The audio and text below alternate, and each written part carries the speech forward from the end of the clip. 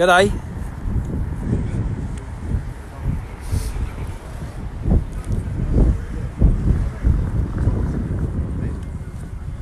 So, can you see that? We're in Manchester.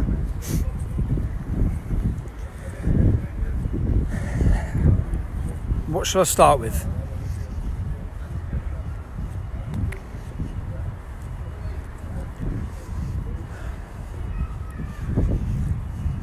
I'll start with asking you to make your plans for February 23rd to be in Manchester, in Salford, sorry, outside the BBC. We've just met with the police to negotiate our demonstration point. It looks like this beautiful spot here is where we will hold a historic event and a historic expose of the lengths the establishment are currently going to destroy any resistance to the destruction of our culture and country, which is what's happening with the help of the media and the help of the elitists. That is where our stage will go. We have a screen twice the size of that. You will see this area will hold well over 10,000, 15, 20,000 people can fit within this area. It's a beautiful spot as well. I don't know if that's just because it's sunny. All of the traitors are here. From the BBC, I believe Channel 4 are opening the centre. You've got BBC building. This is all BBC. ITV round that corner. Now, the plan for the day is Saturday, February 23rd. There's a final tram stop here, which is how all of these details, once they're concreted and agreed finally, we've looked at 2 different locations. We're just looking for the safest area that you can come along and witness. Hashtag Panodrama documentary. Yeah, it's looking good. Tommy, I'm going Doha soon. I'll send you a number, bro. Anyway, as you've brought that up, I do have a few words I want to say about the video that went out yesterday. And do you know what? I'll be straight up honest. You get out of the sun. It's very embarrassing for me to watch. It's actually ashamed when I watched it. So you understand.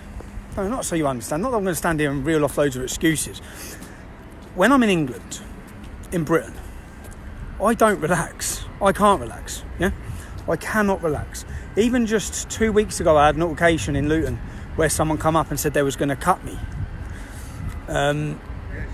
Everywhere I go, I expect to be sideswiped. My family are fully aware. If I go into a restaurant, I sit with my back to the wall. Everywhere I go, I move with my back to the wall. I'm always looking and I'm always ready. Now, when I leave this country and I don't have that stress, I let myself go. And I was in Bologna. I was actually over there working for someone else, getting a wage for doing a trip over there for my mate's business. But, and embarrassingly, yeah, I let myself go. And I was in a group of friends. And, you know, when I watched that video, I was thinking, Jesus, man, how embarrassing for me. And do you know what? It was a wake-up call for me. It was a wake-up call for me in the sense that a lot of people rely on me now. I'm not just myself like I've always been. I can act how I want and do what I want. And if I want to have a laugh and a crack, I'll do it. Well, and I realise now that sort of display will affect the seriousness of how I'm taken. So for that, I looked at that and said, I will not be getting in drunk state like that again. It's embarrassing. It could have been a lot worse, and maybe there's more to come out of that chat group. Any one of you know, if you're in a group chat and you've got friends and you think you can relax and have banter and humour with your mates, I uploaded other messages that showed part of the Asian kids banter in the group, who we're all mates with each other. We don't hate each other. Is to make jokes about white trash. They don't think we're white trash. It's humour, yeah? It's dark humour. Most of the whole group is. So anyway, my take on that is as simple as that. I have, in the last 2 months, and I'd like to stress to any other journalists in the UK, I've had police at my house literally every other day. I've been sat down in my home with my wife and told that people have got AK-47s and they're planning to kill us. I've had to relocate my entire family, multiple times. I've had all of this. So when I get out of the country and I think, and my family are somewhere else, I think, boom, I'm having a piss up. But, and that's what, and anyone who's been away out of the country with me can vouch for that. I think I can relax now. I can let my hair down. I can chill out. No one's going to sideswipe me or attack me. But obviously now, the way this has gone, people will sell you out and sell personal private jokes. If they sold it, that's the other thing I'm a bit worried about as well. If they sold it, if they haven't been hacked, if people have not, because of the lengths and because of what I'm about to expose with the BBC, I expect a lot more of dirty tactics over the next 2 weeks before the 23rd of February. Can I say a personal thank you to every single person, just so you know. When that first came out yesterday morning, I sat there and I felt so gutted with myself when I watched it. In fact, I didn't even remember a lot of it as I was watching it. And the messages I received, and I read the comments on the Scum News on the Scum News Facebook page, 2,000 comments, literally every single comment asking them why none of them have mentioned Panodrama. Why they see a news story as Tommy Robinson getting drunk and acting like an idiot. That's news for them. Not the fact the establishment are working and other organisations offering money. Then we know the BBC can't pay, but other organisations are offering money. All of this underhand corruption, which I've got plenty of it on camera. In fact, my solicitors have got 4 statements now on this issue. They don't see that as news. They don't see the fact that you have the head face of Panorama in the UK absolutely slamming the white working class of this country and telling you exactly how he looks upon them as cannibals, and the only vocabulary they have is fuck off. They don't see that as news. They don't see the most recent video. In fact, I've got another video ready to ping. It's just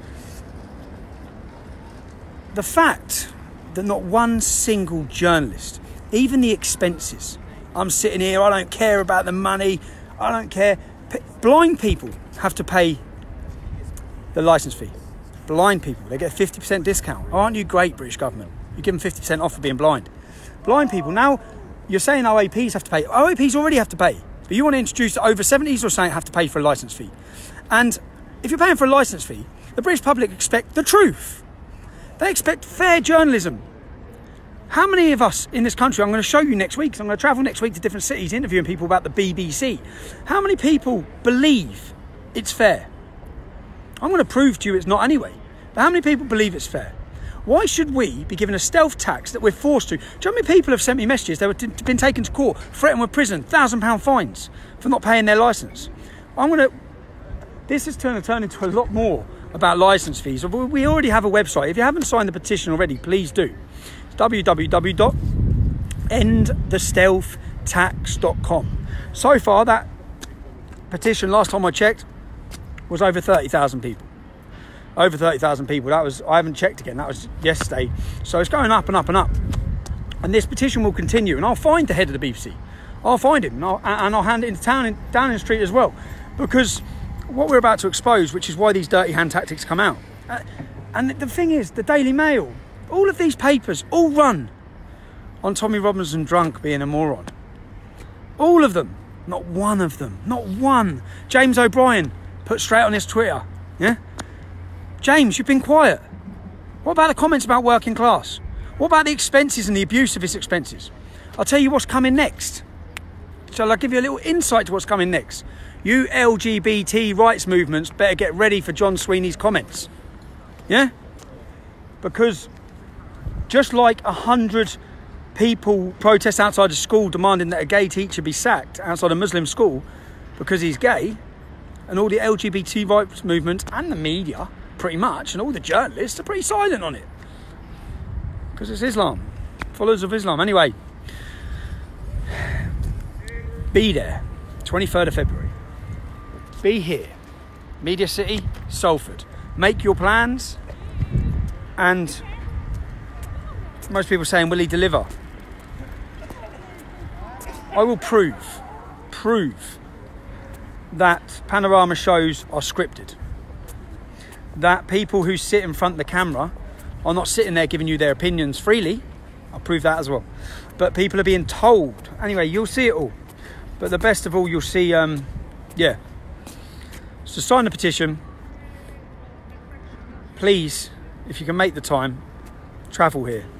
I want to make this a spectacle. The reason why I want to make it a spectacle, as you've seen, the whole British press has ignored this.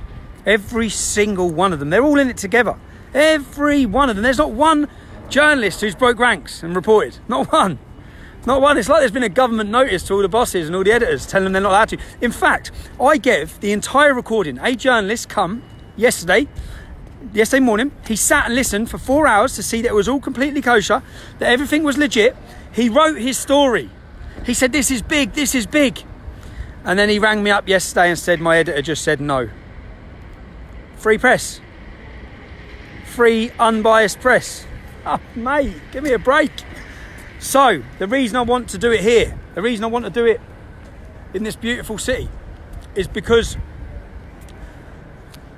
hashtag Panadrama will trend. The tech giants will probably be having meetings trying to prevent it to, but the world will be watching.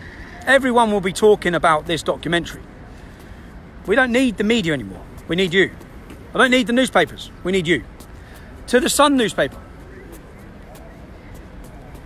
More people will watch our documentary than read your paper. And it just shows what, in fact, your silence, all of you newspapers' silence on this issue is proving to the British public how corrupt you are. It just proves the point completely. And when you all jump on the bandwagon straight away, which is what you've done, and you dive on the bandwagon because Tommy Robinson had a few beers in Bologna, acted like a bit of a moron, it just shows what you see as news. You're not there to create it, to report the news. Anyway. 5-hour drive, but you'll be there. Thank you, Jade. Thank you, Jade. I know I can't, Emily, afford to make another slip up. I know. And I actually watched that video and I said to myself after watching that video, I say it many times, I'm never drinking again. I know I have a responsibility. And at the same time, I just, every time I used to leave the UK, I used to have a blowout. I used to have a blowout because I can't have a blowout here. I can't. So I can't not have a blowout, but I can't not be on guard. I can't relax. And I had so much crap going on with everything, to be honest, with everything, even since coming out of custody. Which of course the Attorney General hasn't let me off. I'm still waiting. But again, every single one of you, thank you for your support, man. And help spread the word. Hashtag Panadrama. Make sure you're there.